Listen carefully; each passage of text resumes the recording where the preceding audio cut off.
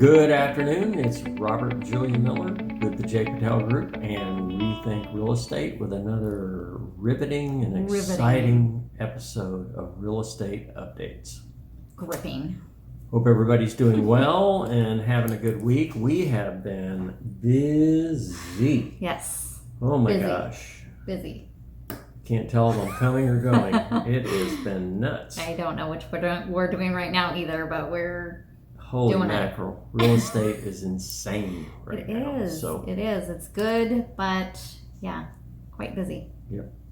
Okay, as usual, we will start with a joke. Do you want to go first, young lady? Sure, I'll go first. Okay. But I also want to talk about Pluto. Okay. What's your latest campaign on making Pluto Jokes a first. planet? Jokes first. Jokes first. You jokes first. All Okay, right. then we'll talk about Pluto. So, okay. What do chickens do for fun? Across the road. Oh. They karaoke. Wow. That's like a bad joke. I'm proud of you. I'm proud of you. Yeah. Good job. That's a funny one. I like it. Okay. I actually have two jokes because I saw two really good ones and I had to do both of them. So the first one is, cow farts come from the dairy air. Get it? Dairy air. Yeah, I get it. You get it? Yeah. That's pretty good, isn't it? Okay. This is a family show. Okay, well the next one's not going to help anything. So we've been married a long time. Almost 25 years? And it's been 24 the best and a half, almost? 25 years of my life. Mm-hmm. But I can tell you still think I'm sexy. You know how I can tell? No. Because every time I walk by, you go, what an ass.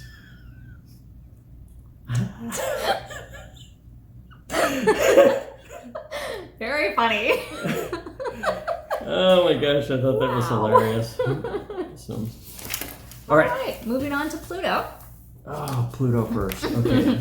Okay, so to start things off, Pluto was declared a planet in 1930. It was discovered and declared a planet. Then, in 2006, there was a meeting. It's a triennial meeting by the IAU. Is this like a Masonic Lodge meeting? Were they in like the robes? These are astronauts. These are physicists. Okay. These are not that kind of meeting. Okay. Right, astronomical. Okay. So it's International Astronomical Union. I think I said that right. Okay. Right.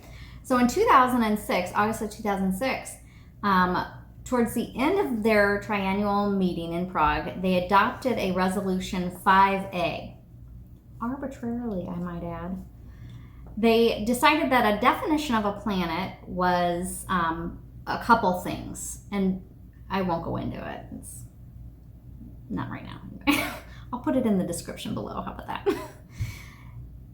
Basically, Pluto didn't meet these newly adopted resolutions. Stable orbit,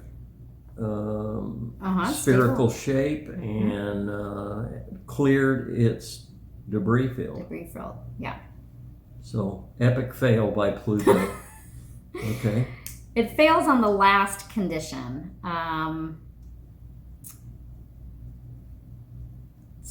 It's a region from which short periods comets or originate. It doesn't clear its debris field properly like a planet should. So where are we at? Is it a planet or is it not? Well, not everyone recognizes that resolution. Such as me. Okay, so we have split decision. I feel like that it's a newly adopted thing. It shouldn't apply. Okay. So does the writer of this article. They say, of course, some of us defiantly maintain that Pluto is still a planet. So you write into this organization, you're going to file a complaint? I'm going to join it. Wow. There you go. You're very passionate about Pluto. I think it should be a planet. It was a planet for 76 years. I admire your compassion about the planet of Pluto. And passion. At any rate, what do you have for us? Okay. In history? This week in history. 2001, Michael Jordan unretires September 23rd to play for the Washington Wizards. I don't know if you heard in the news. He is starting a NASCAR team. I did. Yeah, he's going to have Bubba Wallace as his driver. And so I hope that goes well. Love to see them have much success with that. And absolutely. That would be awesome. That would be awesome. So, okay, 1998, the Fed introduces harder to counterfeit $20 bills in circulation. 1998. I remember that was when I remember they were like putting the strip through it and all that, and you had to start looking at the bill to see if it was real. And yeah.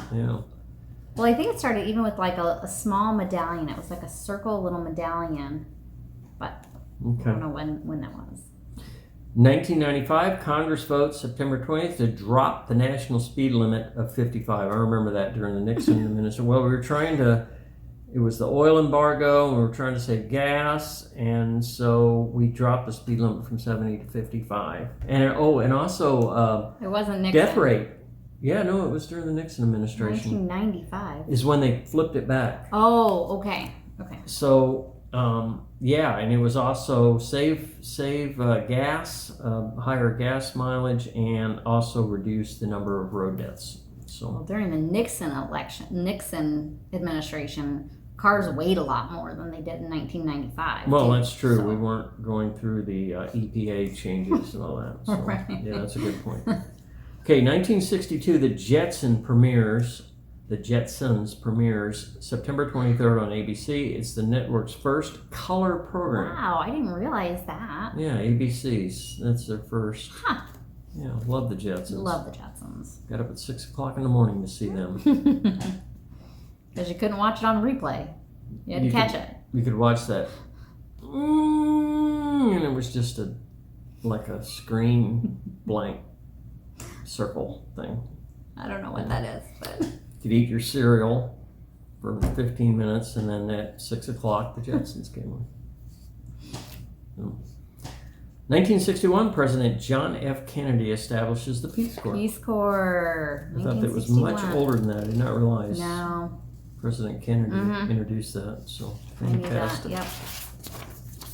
Okay, in 1881, Chester A. Arthur is inaugurated the 21st President of the United States. I have no idea why that's important.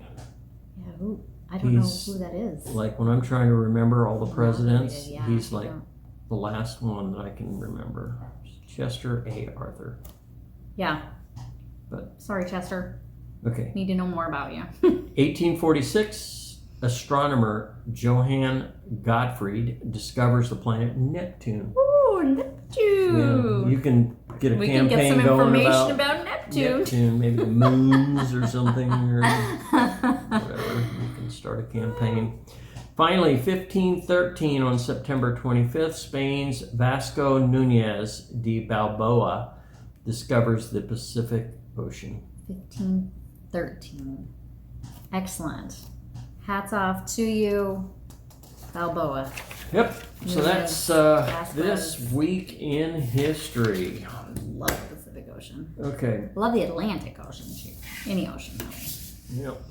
Okay, so this week we're going to go over the monthly stat report because it had a lot of interesting information and a lot of, how do I word it, the exact opposite of what everybody predicts. So I had no time to go over it, so yeah, so it'll be interesting. I'll a lot of that. Just amazing and thought-provoking stats that came up. So number one,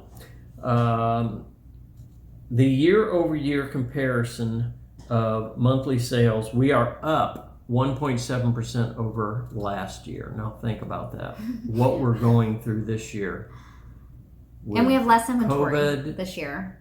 And yeah, we're going to get to the inventory. But with everything that's going on, specifically COVID, we're actually ahead of last year's record-breaking year. So to pause things, the stat report is something that's put out through ARMLS, our Arizona Regional MLS. system, and they purely look at numbers, the stats. It's an opportunity as a realtor to geek out over the numbers, and we do. Yeah. And a commentary by Tom Ruff of the information market is outstanding. Smart. So Very we'll smart always guy. look forward to his commentary and review of He usually what's makes going some on. predictions, And what's he's coming next. Uncanny at coming very, very close Uh-huh. to the numbers statistically. So, so new inventory year over year is actually up by 4.1. Okay. However, total inventory, we're down 22.8% from last year. And we were complaining last year about low inventory. We were, yeah.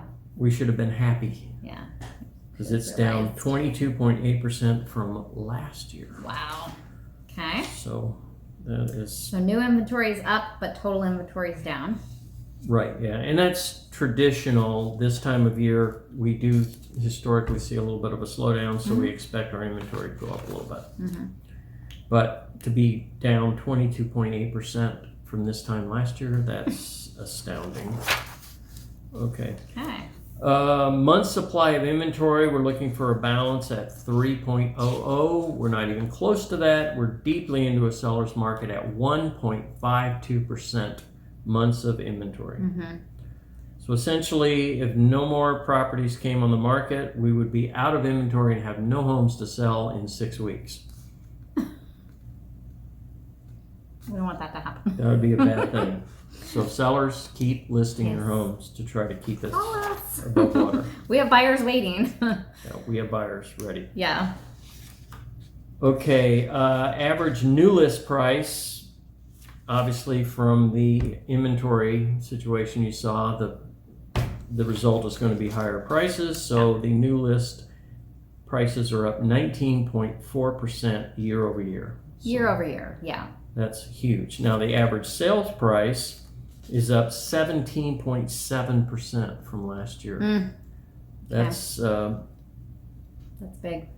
and dangerously high, actually. We normally like to see a little more of this going on with real estate. We don't want to see this. So that's a little bit high. Okay.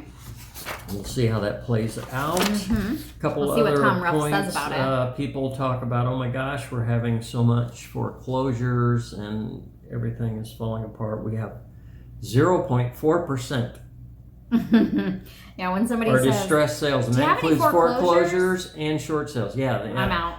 How many foreclosures can I take a look at? I got no foreclosures, no short sale. Well, I have seen a short sale recently, and I'm pretty sure it's under contract already. Yeah, they don't have. It was here in Vistancia too. The thing you got to remember is that everybody has been gaining so much appreciation. Right. The bank has to approve you doing a short sale. Yeah, and you can only do a short sale if you don't have enough equity to sell your home. So it's almost impossible to be upside down in this market. So, yeah, you're not going to see a lot of short sales. Days on market. Stand to reason it's down from 63 last year this time to 51 now. So they're getting deals done despite COVID. Deals are getting done about 12 days faster than they were last year. Well, and depending on where you're shopping, it's probably a lot less than 51 days. Well, yeah, days on market. We're seeing some cash deals that are closing in 10, 12, and 14 days. If the listing agent is putting it under pending instead of under contract accepting backups, it pauses the days on market. Now we're seeing a lot more agents using UCB, which is under contract accepting backups, just in case the first buyer falls out and such. And that keeps the clock ticking. So good point. That could be raising that number. Okay, so based on these numbers, here's Commentary. Tom Ruff's take in his market overview. He used one word to describe the current market: remarkable. So he started the overview. Okay. This word most used to describe the current state of our housing market. We're living in a time like nothing we have ever seen before. While many economists predicted a shutdown in our housing market, The exact opposite has happened. June, July, and now August, we have seen strong gains in both year-over-year prices and sales volume, which we just covered. Which we just talked about, yep. He says a lot of profound things here in this first summary. Expect sales volume to continue this trend over the next 2 months. Normally our slow period, he expects these amazing numbers to continue for the next 2 months. Prices appear to be moderating in the short term, which is in line with seasonal patterns. We do see normally things are going to kind of slow down as we approach the holidays a little bit. Okay. The housing market is being fueled by astronomically low interest rates. That is the number one cause of all this activity. Another all-time low is reported by Freddie Mac, 2.86. That's the average, which is, again, historically low. Good. Okay. Interest rate. Okay.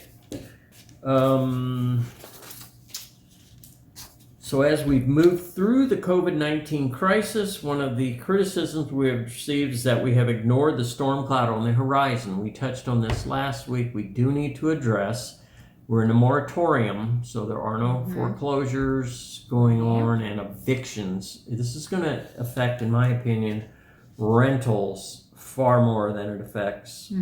I agree. Because this moratorium doesn't mean a free month of rent, Right. or 3 free months of rent. All it means is that you can't be evicted, but you still have to make arrangements to pay back those 3 months. Right. So that's going to put a lot of strain on renters, because let's face it, renters, on average, their net worth is $5,000. A homeowner, average net worth is $200,000. Another reason to buy a home and stop renting. Based on their home value, yeah. Okay? Stop renting. Buy a home. Save for your retirement. Right. Okay. You can do it. You probably don't realize that you can do it, that you can't afford Call it. us. And I'm We'll going to talk put about you- that in buyer tips. Put you in touch with a mortgage provider that you will be amazed what you can do. So Yep. stop renting. Buy a home. Okay, I'm done. Okay, so there's a big fear we're going to have a tsunami. Use the word tsunami. That's kind of catching. Tsunami of housing loss as a result of economic fallout of the COVID-19 pandemic. Well, there's a few things. We do have the moratorium, but if you look at where we're at on evictions and foreclosures in Maricopa County, the study reports a 2.8% foreclosure rate and a 6.2% eviction rate. So it is really, really It's pretty low. low and in Sounds line with this very solid market that we're in. Okay. Yeah. I know that when I logged onto our mortgage provider's website, just kind of side note, bunny trail here, it said in big bold banner at the top saying, if you are having problems making your mortgage payment, contact us. So, Yeah. it's Mortgage there's a providers lot don't out want to go there. through. no. They don't want to go through a foreclosure and all of the legal It expenses costs and a lot. everything. So they're willing to work with you. So reach out to your mortgage provider. It if costs you're a lot for having any them to difficulty. foreclose on you, so they'd rather make arrangements and work with you, especially knowing our current climate. So, Yep. So one thing Tom wanted to make sure that we understand is that the ones that are raising this flag and concern, their mission is to address the issue of affordable housing in the United States, which is no easy solution. Let's face it. That is a major issue that there's no easy answer for, and it's going to be around for a long time. It's going to be a battle we're going to have to be facing for a long time. So, the way that they're looking at things is Arizona, Nevada, and Florida. We were the 3 states that were hit hardest when we had the housing crash. No doubt about that. So they're standing to reason. They're just putting the logic that, okay, those are the 3 states that'll get hit by this tsunami. Okay. Well, that's not necessarily true. Right. And that's not necessarily the case, because this is a completely different situation that we're in right now. So just to put this in a little bit of perspective, and I'm going to show you a graph, and I know I'm supposed to put it up so you can actually see it, but I'm just going to show it to you, and hopefully you can see it well enough. In January, pre-COVID, we had 93 residential foreclosures in the entire Maricopa County. Okay, so this is before any moratorium or anything happened. It's like one of the largest counties in normal routine foreclosures. Things happen, and you're going to have foreclosures. Yeah. You know, it's not impossible to have one. So 93 in the entire Maricopa County in January. The last 3 months, there have been 32, 30, and 14. So granted, the moratorium is having a lot to do with that, but still, the numbers are ridiculously low and not even measurable on the graph. And this graph kind of shows you where we were at during the housing bubble. There's that big peak that we always talk about. And now you can see where we're at right now. Way and it's down there. Barely even. And that represents the visible. number of foreclosures, right? Yeah. Yeah. So it's barely even visible on the graph. And this is only Arizona. It's only Arizona regional statistics. Yeah, this is Maricopa. Yeah. Maricopa County. Yeah. So we're not going to go through, in my opinion, my prediction, we're not going to go through anything close to what we went through during the housing crash. So what is the prediction? Well, a couple of things to keep in mind.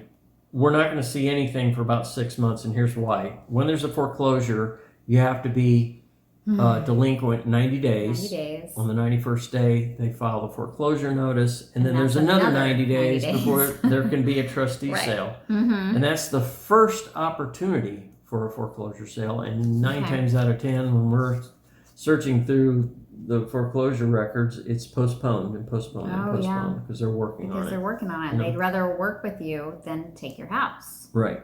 So looking at potential foreclosures, the current mortgage delinquency rate of Arizona is 5.6%.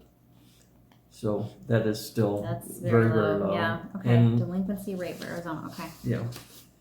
So you're going to miss a payment. You're going to get behind, especially during COVID. So 5.6% is pretty darn low. Talk to your lender. See what they can do for you.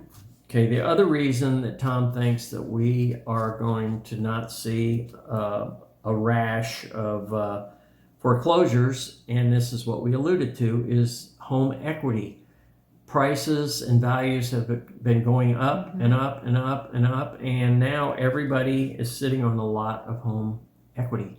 So you're not going to have to foreclose. You're certainly not going to get approval for a short sale. You're going to be able to sell your home for a profit if you're in a position where you have to sell. And you're going to be able to do this long before you get into a position where they're going to foreclose 6 months down the road. You're going to easily be able to sell your home.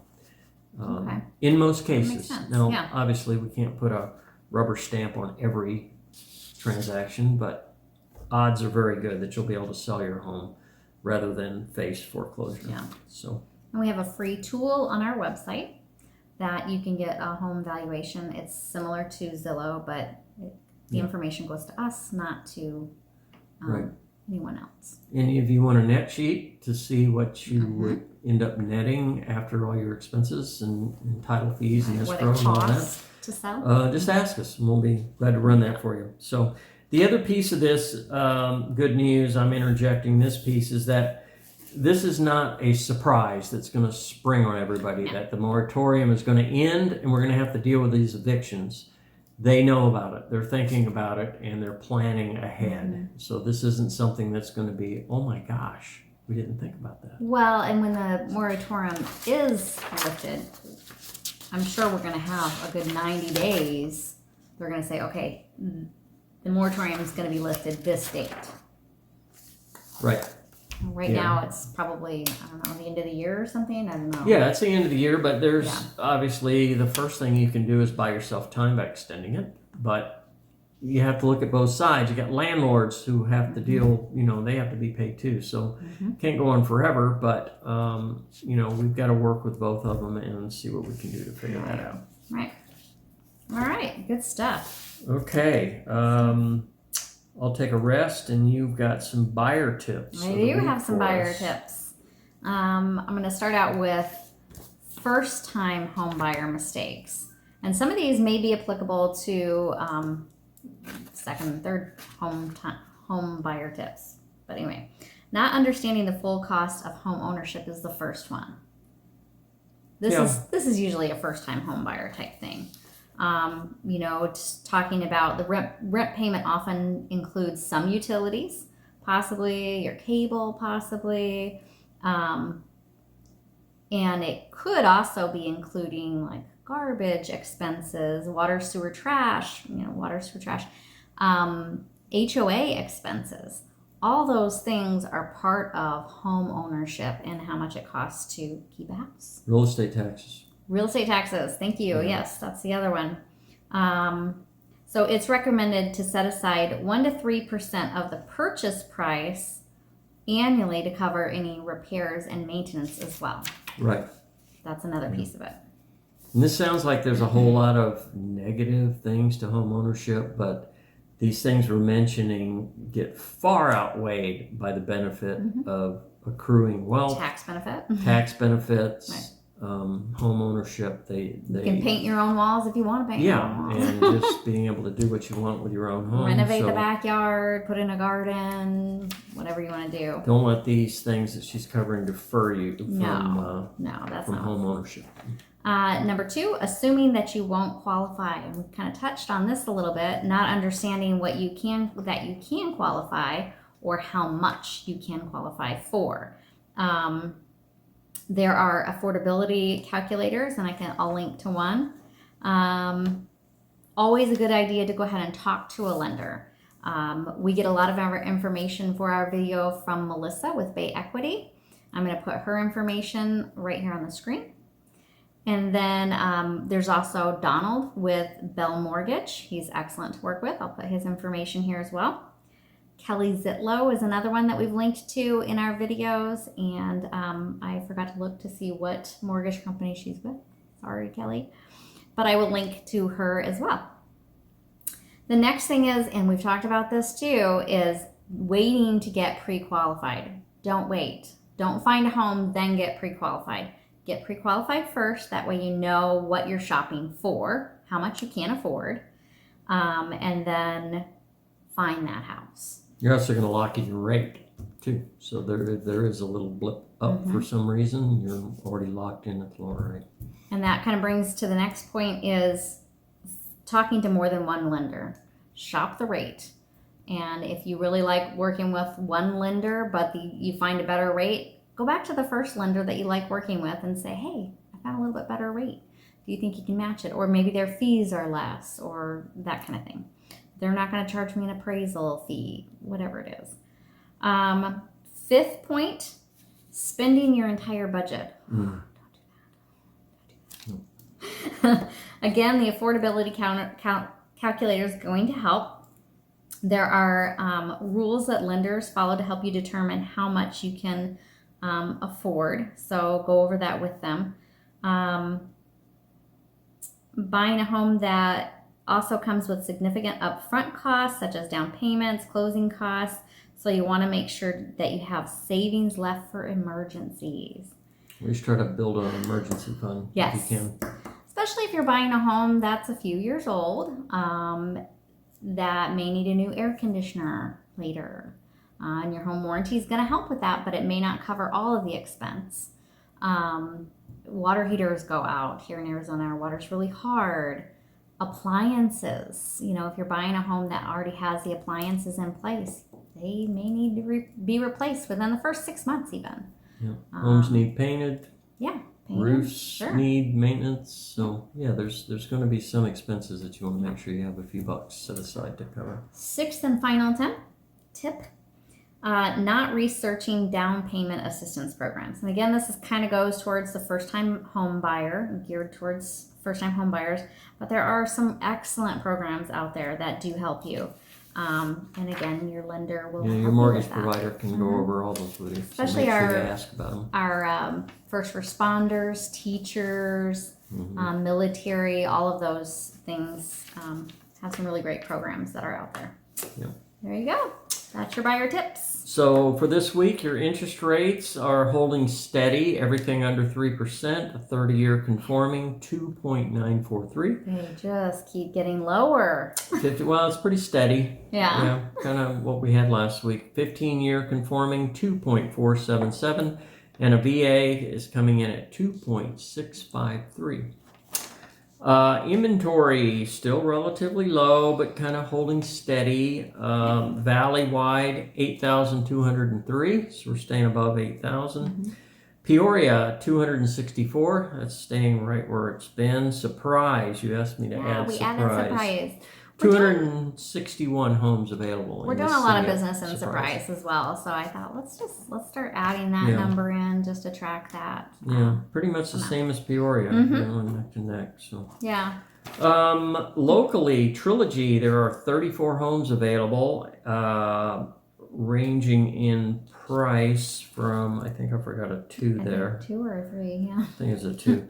342,900. Okay. I think.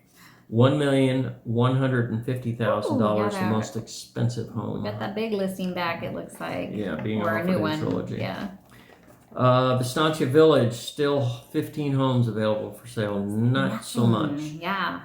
283,000, and the highest price 709,000. Okay. And in Sun City Grand, another one of our Surprise active adult communities.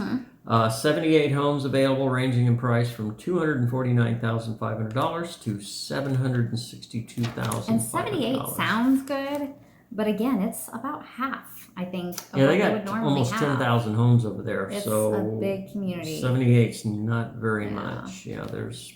It helps supplement when we have buyers looking in Trilogy for a second home or their retirement home. But yeah, it's an alternative. It's a little bit different type of community, but it has a lot to offer. So it's a second location to look at. Yeah. All right, that's all we have for you on the real estate front. You want to talk about cruising? I do. I always want to talk about cruising. I'm shot. Go for it. So far, prayers being said every day, sometimes every hour of the day. Our cruise is still set for middle of November. First time on Carnival Cruises, so we're really excited about that. Down the coast of Mexico and local, so to speak. And so far we'll have excursions too, we think. I think you're going to have to do whatever the ship excursion is doing. You'll have to stay with the group, stay all together, and then get back on the ship at the same time together. I've heard some stories of cruises that are going on in Europe and people not staying with their ship organized excursions and having to. They started off that way, then decided fly to do themselves their home. own, and then got waved at as the ship was sailing away. You can't come back on. So yeah, we're excited about that.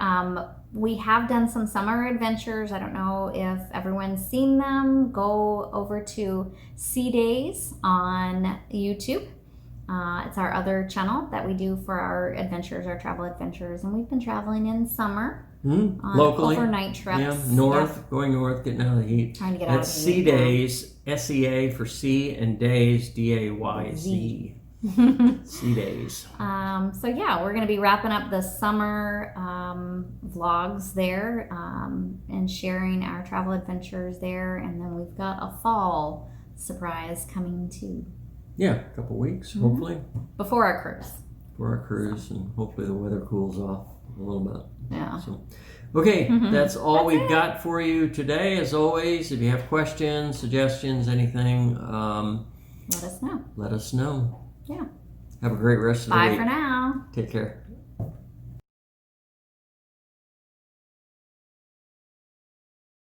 We've got our shirts on today. Good job. Good job. So you want to debate Pluto again today? I think we should. We need to circle back to the discussion because, we're going to wear it out. It's we've only talked about it once. You have a sore on your nose.